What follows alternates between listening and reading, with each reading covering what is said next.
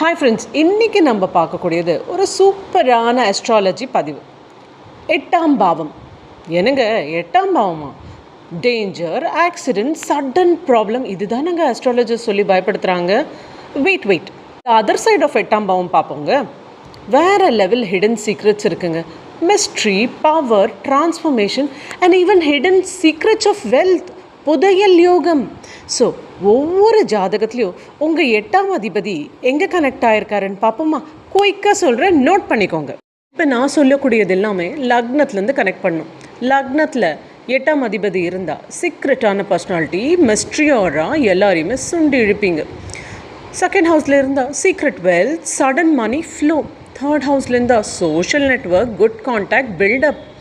Fourth ஹவுஸில் குட்டிய பிரச்சனைங்க, சடன் இஷ்யூஸ் அட் ஹோம், ஆனால் சீக்ரெட்டான இன்கமும் உங்களுக்கு வரும்.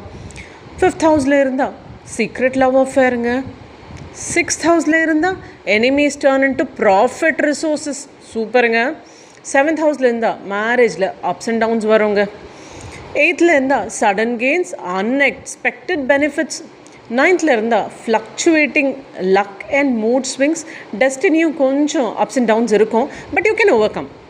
10th இருந்தால் ஒர்க் லைஃப் அன்ஸ்டேபிளாக இருக்கும், கரியரில் அப்ஸ் அண்ட் டவுன்ஸ் கொஞ்சம் இருக்குங்க. 11th இருந்தால் gains through network and friends.